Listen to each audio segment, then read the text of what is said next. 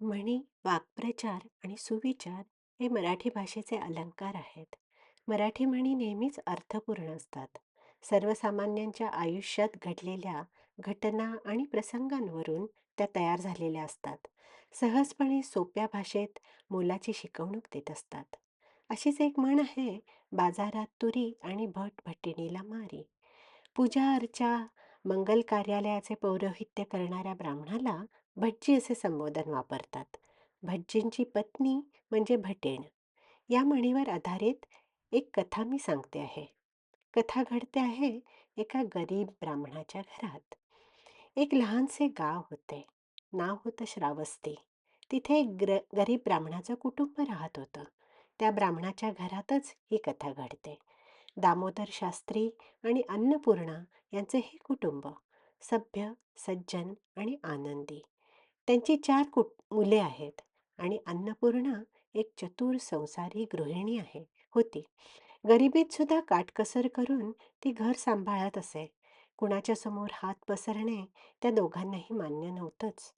दामोदर शास्त्रीचा आपल्या पत्नीच्या शहाणपणावर पूर्ण विश्वास होता.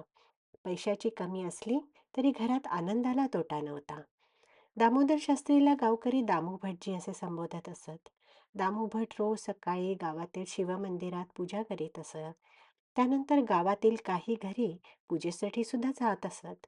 दामू भट पंचांग पाहून मुहूर्त काढून देत असत आणि जन्मकुंडली सुद्धा करून देत असत.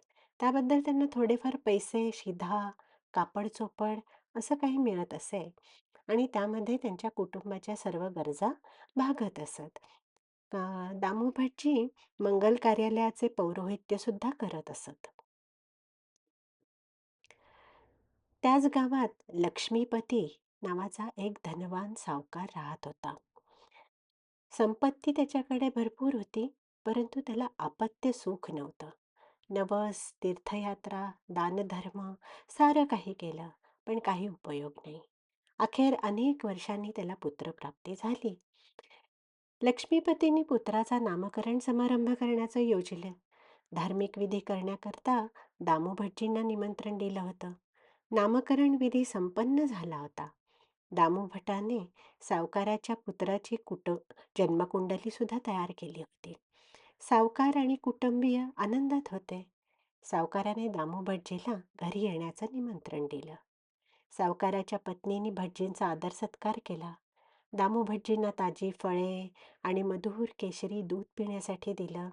दक्षिणा म्हणून फळे, धान्य, कापड चोपड आणि मिठाई दिली. मिळालेली दक्षिणा पाहून दामू भट शिखावला होता. तितक्यात सावकाराने एका चांदीच्या ताटकामध्ये चांदीची नाणी आणली आणि ती सर्व नाणी भटजींना देऊन केली. दामू भटाला फारच आश्चर्य वाटत होतं. आजवरच्या आयुष्यात इतकी सारी नाणी त्यांनी बघितली सुद्धा नव्हती.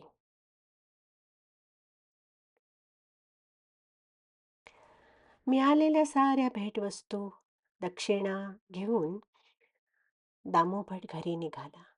साऱ्या वस्तू बघितल्यावर अन्नपूर्णा काय म्हणेल? मुलांना किती आनंद होईल? असेच विचार त्याच्या मनात रेंगाळत होते. चांदीची नाणी कशी खर्च करावी याचा तो विचार करत होता. पण त्याला काही ते समजेना. मग त्यांनी ठरवलं, अन्नपूर्णा सांगेल तसंच करूया. ती फार चतुर आणि शहाणी स्त्री आहे. असे विचार करतच दामोभट घरी पोचला होता. मिळालेली सारी कमाई त्यांनी पत्नीच्या हाती सुपूर्द केली. त्या वस्तू पाहताना त्याचं संपूर्ण कुटुंब आनंदलं होतं. अन्नपूर्णेने घरातील एका लहान डब्यामध्ये ती चांदीची नाणी काळजीपूर्वक भरून ठेवली. दामोभर अन्नपूर्णेला म्हणाला, आपण तुझ्यासाठी एखादा दागिना घेऊया. मुलांकरता नवीन कपडे आणता येतील आणि घराला नवा रंग सुद्धा देता येईल. नवीन रंग दिलेल्या घरी राहायला किती चांगलं वाटेल आणि घराचे छत दुरुस्त करून घेता येईल. अशा तऱ्हेने नाण्याचा चांगला उपयोग करता येईल. दामू भटजीचे बोलणे ऐकून अन्नपूर्णा काही काळ शांत राहिली आणि मग हलकेच म्हणाली, त्याऐवजी एखादी दुभती सवत्स गाय विकत घेतली तर? घरचं कामकाज करताना मला काही दागिन्यांचा उपयोग नाही आणि मुलांना कपडे आहेत की भरपूर. आपले घर सुद्धा अजून सुस्थितीत आहे. गाईचे दूध मुलांकरता वापरता येईल आणि उरलेल्या दुधाची विक्री करून थोडेफार जास्तीचे पैसे घरात येतील. दामू भटाला ती योजना पसंत पडली. त्यांनी एक दुभती गाय विकत आणली. अन्नपूर्णेने गायीसाठी गोठा तयार केला होता. ती रोज गाईला चारा पाणी देत असे, गोठ्याची स्वच्छता करत असे. गाईची अशी सेवा करून मिळालेल्या दुधाची विक्रीसुद्धा करत असे. अशा तऱ्हेने तिला थोडेफार जास्तीचे पैसेसुद्धा मिळू लागले होते. दिवसेंदिवस तिची बचत वाढत चालली होती. मग तिने आणखीन एक-एक करून आणखीन काही गायी विकत घेतल्या. होता होता तिच्या गोठ्यामध्ये भरपूर गायी आणि त्यांची वासरं यांची संख्या वाढू लागली होती. आता तिच्याकडे बरेच पैसे जमा झाले होते. मग तिने दामुभट्टाने थोडी शेतजमीन खरेदी केली. त्या शेतजमिनीमध्ये त्यांनी भाताचं पीक घेतलं. आता दामुभटजीच्या घरामध्ये स्वतःच्या शेतात पिकलेला तांदुळाचा भात शिजत होता. घरी सुबत्ता नांदू लागली होती. सुख आणि समाधान होतं. दामुभट्टाचं लहानसं घर आता दुमजली झालं होतं. गोठ्यामध्ये पुष्कळ गायी आणि वासरं होती. शेतजमिनीवर लावलेल्या तांदूळाचे उत्पन्न सुद्धा होतंच. घरातलं दारिद्र्य नाहीसं झालं होतं. दामुभट आणि अन्नपूर्णेनी केलेल्या कष्टांमुळे घरी धनलक्ष्मी नांदू लागली होती. अन्नपूर्णेच्या डब्यात रोज नाणी अजूनही जमा होतच होती. तिच्या शिलकीत बरीच रक्कम होती. म्हणून तिने अजून थोडीशी जमीन खरेदी करण्याचा घाट घातला. दामुभट्टाला आक्षेप नव्हताच. अन्नपूर्णा म्हणाली, "या जमिनीवर भात नको, भाजीपाला पेरूयात. घरच्यासाठी ताजी भाजी मिळेल आणि जास्तीची भाजी विकून थोडेफार आणखीन पैसे सुद्धा मिळतील." दामूभट म्हणाला, "नाही, नाही. या जमिनीवर मला तूर पेरायची आहे. तुरीचं पीक फार फायदेशीर आहे. गावात फारसं कोणाकडे तुरीचं शेत नाही." अन्नपूर्णेला मात्र ते मान्य होत नव्हतं.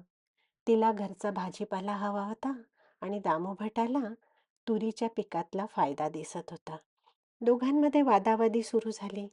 भांडणाचे आवाज घराबाहेर जाऊ लागले होते. शेजारी-पाजारी आश्चर्याने घराभोवती जमा झाले होते.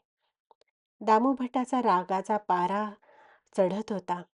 प्रत्येक शब्दागणिक तो अन्नपूर्णेवर जास्तीत जास्त मोठ्या आवाजात ओरडत होता. शेवटी त्याला इतका संताप आला, की त्याने कोपऱ्यातली लाकडी काठी उचलली आणि अन्नपूर्णेवर उगारली. शेजारच्या रघु काकांना मात्र ते बघवेना. ते म्हणाले, "अरे दामू, काय करतोस? पत्नीवर हात उचलणं महापाप आहे. अन्नपूर्णा तर गृहलक्ष्मी आहे. तिचा असा अपमान करतोस?" दामूभट भानावर आला. उशाळा होत त्यांनी हात खाली घेतला आणि मान खाली घालून संकोचाने उभा राहिला.